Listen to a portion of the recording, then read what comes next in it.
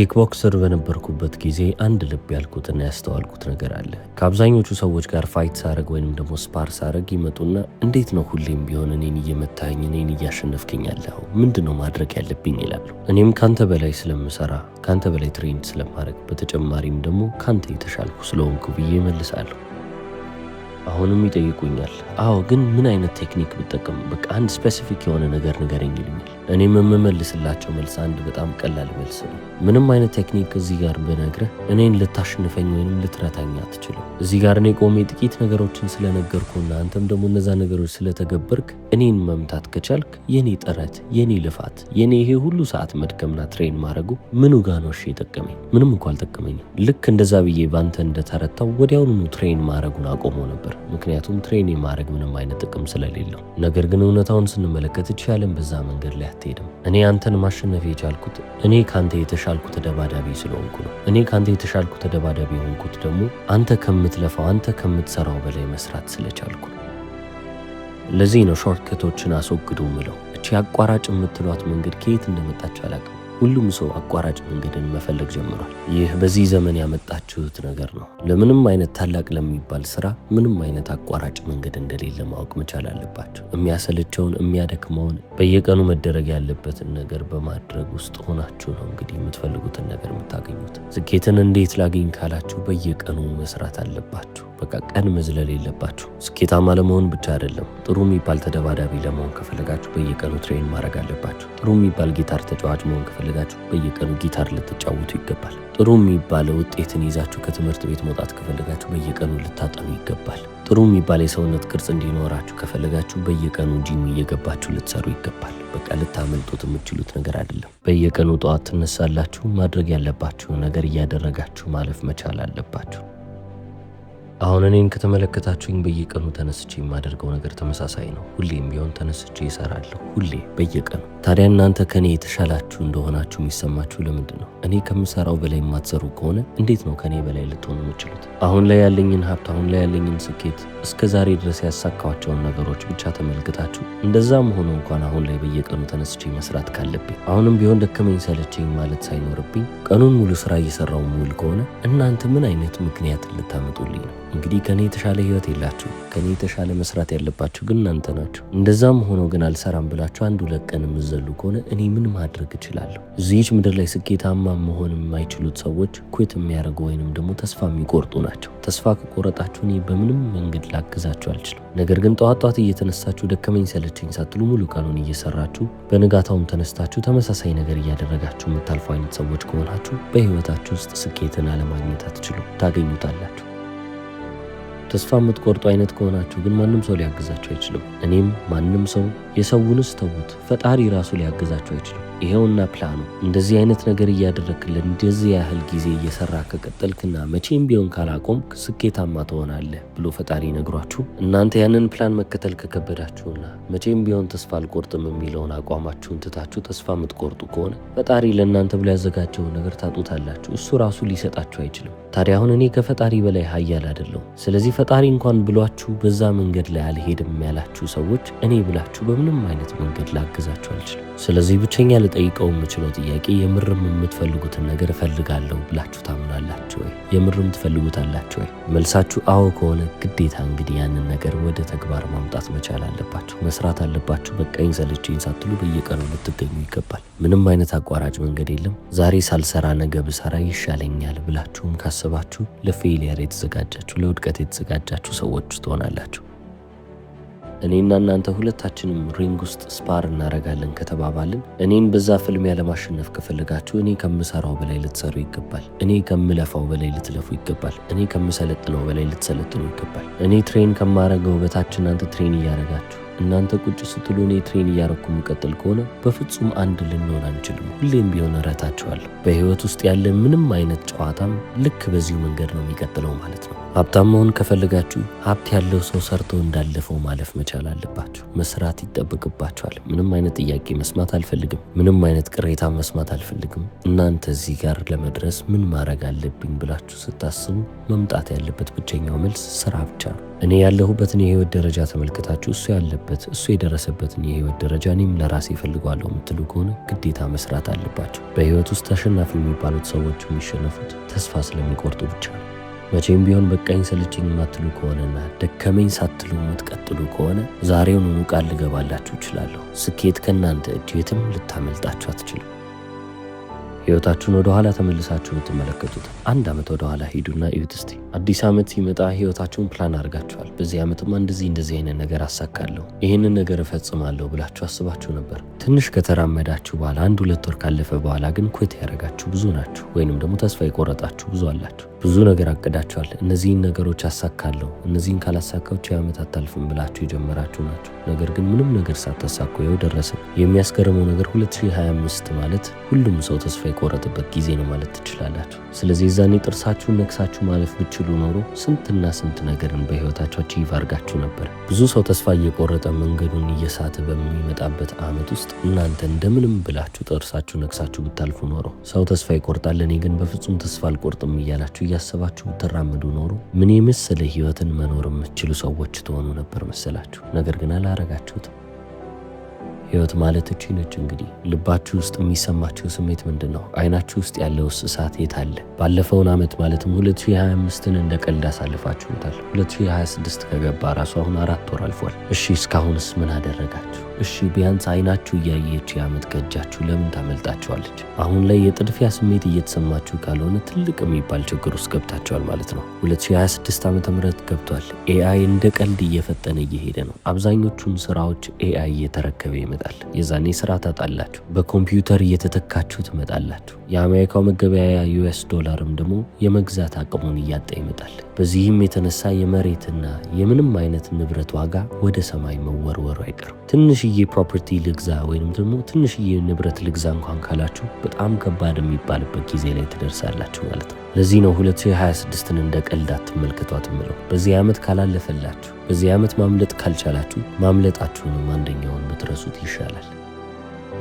እኔ ባለሁበት የህይወት ደረጃ እንኳን እንደዚህ አይነት ስሜት እየተሰማኝ ነው። እንግዲህ ምን ያህል ከባድ እየሆነ እየሄደ እንደሆነ እየተመለከትኩ ነው። ታዲያ እኔ በዚህ ቦታ ላይ ሆኜ እንደዚህ የሚያሳስበኝ ጉዳይ ከሆነ እናንተ እንዴት ይህንን ጉዳይ እንደ ቀልድ ተመለከታችሁት? እንዴት አይምሯችሁ ቻለ? አሁን የምነግራችሁን ነገር እንዳለ ወስዳችሁ ተግባር ላይ ልታውሉት ይገባል። አሃ ለካ አንድሪው ቴት የሚናገረው ነገር እውነት ነው። ወይ አሁን ተነስቼ ልስራ ወይ ደግሞ እዚሁ ጋር ጊዜው ይለፍብኝ ብላችሁ ወስኑ። በጣም ልቤን ከሚሰብረውና ከሚያሳዝነኝ ነገሮች ውስጥ አንድም ሰው እየሞከረ አለመሆኑን ስመለከት ነው። እኔ ያንን ሁሉ ስቃይ በልጅነቴ ተመልክቼ አልፌ ነው እንግዲህ እዚህ ቦታ ላይ ልደርስ የቻልኩት። ከኔ የተሻለ ልጅነት ነበራቸው፣ ምክንያቱም የምትበሉት ምግብ ነበር። እኔ እኮ ምቀምሰው ምግብ እንኳን አልነበረኝም። በ20 ዓመቴ ኪክቦክሲንግ እየተማርኩ በነበረበት ሰዓት እንኳን እምበላው ሰውነቴን በፕሮቲን የምጠግንበት ምንም አይነት ምግብ እንኳን አልነበረኝም። ወደ KFC እየሄድኩ የሰው ትራፊ እየለቀምኩ ነበረ ስበላ የነበረው። እናንተ ግን ምግብ ቀርቦላችሁ እየበላችሁ አድጋችሁ እንዴት ነው ከኔ ኋላ ልትሆኑ የምችሉት?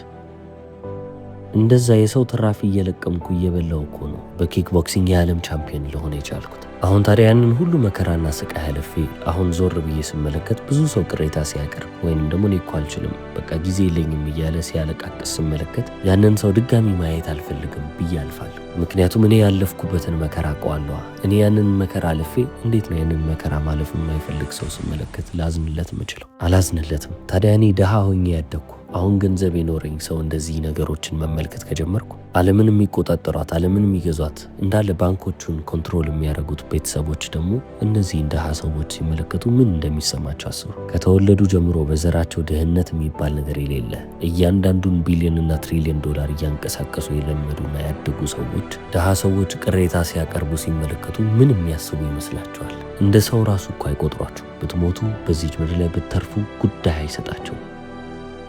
ስለዚህ ማንም ሰው ለማንም ርህራሄ እንደሌለው እያያችሁ የምታልፉ ከሆነ በህይወታችሁ ሲሪየስ ሆናችሁ ህይወቴን ማስተካከልና ማቃናት መቻል አለብኝ ብላችሁ ደግሞ ልታስቡ ይገባል። ታዲያ ህይወታችሁን ለማቃናት ምንድነው ማድረግ ያለባችሁ? you have to try your best። በቃ ያቅማችሁን ጥግ መሞከር አለባችሁ። ብዙ ጊዜ እንደዚህ ስል እኔም ያቅሜን ጥግ እየሞከርኩ ነው ብለው ደባብሰው ለማለፍ የሚሞክሩ ሰዎች አሉ።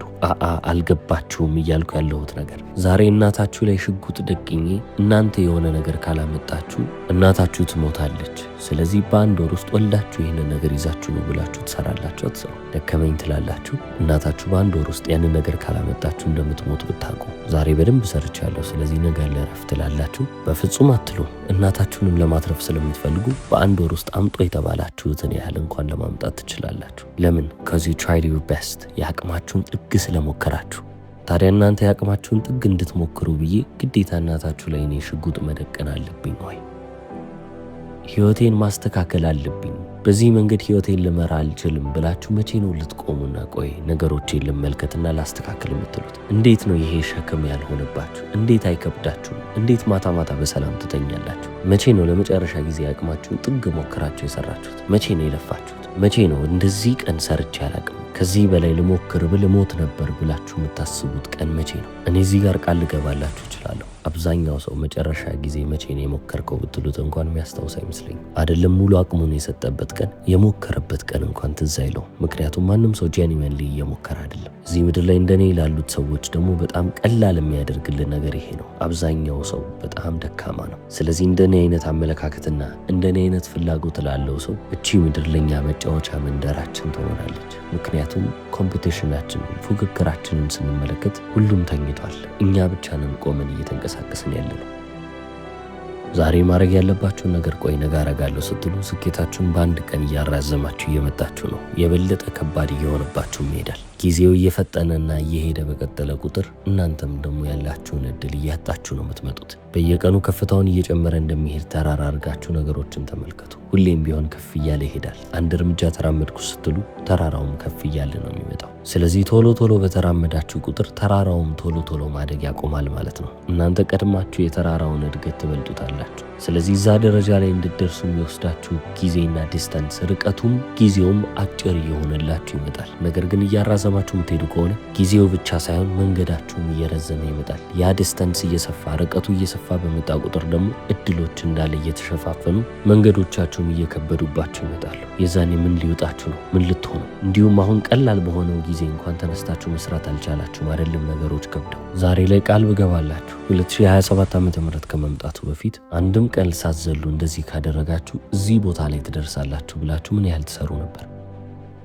ህይወታችሁ በአንድ ዓመት ሙሉ ለሙሉ መገልበጥ እንደሚችል ታውቃላችሁ አይደለ? መቀየር አይደለም ሙሉ ለሙሉ ሊገለበጥ ይችላል። ታዲያ እኔ ምንም አይነት ቃል ባልገባላችሁም እንኳን ሪዛልት ኢዝ ኮሚንግ ብላችሁ ልታስቡ ይገባል። ውጤቶቼ እየመጡ ነው፣ አይቀርም። እኔ እዚህ መንገድ ላይ እስካለሁ ድረስ ይሄ ውጤት አይቀርም ብላችሁ ልትለፉና መከራችሁን ልትበሉ ይገባል። ምክንያቱም ዋጋ እየከፈላችሁ ነው። ዋጋ እየከፈላችሁም ያላችሁት ለነዚህ ጠቃሚ ባላችሁት ህይወታችሁን ነፃ ለሚያወጣላችሁ ነገር ነው። ስለዚህ በህይወታችሁ ውስጥ ሊረዳችሁ የሚችለው ዘዴ ይሄ ነው። ራሳችሁን ሂፕኖታይዝ አድርጉ። ራሳችሁን ሸውዱ። ራሳችሁን መስታወት ፊት አቁሙና አሁን እያደረግኩ ያለሁትን ነገር በደንብ እያደረግኩ ቀጥላለሁ። ከአንድ ዓመት በኋላ ህይወቴ ምን ያህል ሊገለበጥ እንደሚችል እኔ ነኝ የማውቀው። የምፈልገውን ነገር እንዳለ አገኛለሁ። እዚች ምድር ላይ እኔ ፈልጌ ሳላገኘውም አልፎ ምንም አይነት ነገር የለም። ምንም ቢመጣ ምድር ቢገለበጥ እኔ የምፈልገውን ነገር አገኛለሁ፣ የምፈልገውን ህይወት እኖራለሁ ብላችሁ ልትወስኑ ይገባል። በህይወት የምትፈልጉት ነገር እንዳለ እየጠበቃችሁ እንደሆነ ልታምኑ፣ በተጨማሪም ደግሞ ልትወስኑ ትችላላችሁ። ስኬታማ ለመሆንም 100% እድል እንዳላችሁ እያመናችሁ መሄድ ትችላላችሁ። አንዴ ይህንን ውሳኔ ከወሰናችሁ በኋላ ተነሳሽነት የለኝም፣ ሞቲቬሽን የለኝም ብላችሁ መተኛት አትችሉም። ተነስታችሁ ሁሌ ትሰራላችሁ። እዚህ ምድር ላይ የምትፈልጉትን ቤት ከሌላችሁ፣ የምትፈልጉት መኪና ከሌላችሁ፣ የምትፈልጉትን አይነት ሚስት ማግኘት ካልቻላችሁ፣ ወይንም ደግሞ ምንም አይነት የምፈልገው ነገር የለኝም ካላችሁ ያቅማችሁን ስላልሞከራችሁ ነው። ሞክሩ እስቲ። እዚሁ ጋር ቃኔን ልሰጣችሁ እችላለሁ። የምር ከልባችሁ ከሞከራችሁ እነዚህ ሁሉ ነገሮች የእናንተ ይሆናሉ። አንዴ እዛ ቦታ ላይ ከደረሳችሁ ደግሞ እናንተን የካደ ሰው፣ እናንተን የተጣላ ሰው፣ እናንተን አልፈልግም ያለ ሰው ሁሉ እናንተን መመልከት ይጀምራል። ወይኔ እያለ ህይወቱን ሙሉ ለሙሉ በቁጭት ማሳለፍ ይጀምራል። ምክንያቱም እናንተን ያጣው። አሁን ገና ነኝ ብላችሁ አታስቡ። 20 ዓመቴ ነው በቃ ጊዜ ያለኝ ብላችሁ ታስባላችሁ። ህይወት ግን እንግዳ ነች። አይናችሁን ጨፍናችሁ ስታበሩ እንደኔ የ40 ዓመት ሰው ሆናችሁ ትገኛላችሁ። ስለዚህ ህይወት እንደዚህ በአንድ ቅጽበት የምታመልጣችሁ ከሆነ ቶሎ ብላችሁ ተነስታችሁ ብትሰሩ ይሻላል። 20 ዓመት ከሆናችሁ 40 እስክትሞሉ 2 ዴኬድ አለ ማለት ነው። 20 ዓመት አላችሁ። ስለዚህ ያቺን 20 ዓመት እንዴት ነው የምትጠቀሙት? አንድ ቢዝነስ ለመክፈት ፈርታችሁ የምትቀመጡ ከሆናችሁ ውስጣችሁ ምንም አይነት ደም፣ ምንም አይነት ወኔ የለም ማለት ነው። እንዴት ነው ወንድ ሆናችሁ ተነስታችሁ መስራት የሚከብዳችሁ? 40 ዓመት መሆናችሁን አትመልከቱ። እስከ 40 እንኳን ላትደርሱ ትችላላችሁ። ነገር ልትሞቱ ትችላላችሁ። ነገ ከሞታችሁ አይቀር ደግሞ እዚህች ህይወት ላይ ያቅማችሁን ጥራችሁ እንደሞታችሁ ታውቁ ይሻላችኋል። ቢያንስ ሞክሬያለሁ፣ ለፍቻለሁ፣ የአቅሜን ጥግ ሞክሬያለሁ ብላችሁ ሞቱ። ስትሞቱ እንኳን አልጋችሁ ላይ የሆናችሁ እርካታ ሊሰማችሁ ይገባል። በቃ በዚህ ህይወት ውስጥ ምንም የሚቆጨኝ ነገር የለም ብላችሁ ልታስቡ ይገባል። በእንደዚህ አይነት አመለካከት መሄድ የማትችሉ አይነት ሰዎች ከሆናችሁ እኔ እንጃ፣ እኔ አይደለሁም ፈጣሪም ሊያግዛችሁ አይችልም በምንም ተአምር። ምግብ ጠረጴዛችሁ ላይ አስቀምጬላችኋለሁ ብሉ እያልኳችሁ ነው። አልበላም ካላችሁ እኔ ምንም ላረግ አልችልም። ዝነኛው ኪክ ቦክሰርና ኢንፍሉዌንሰር አንድሪው ቴት። እስከ መጨረሻው ስለተከታተላችሁ አመሰግናለሁ። ቻው።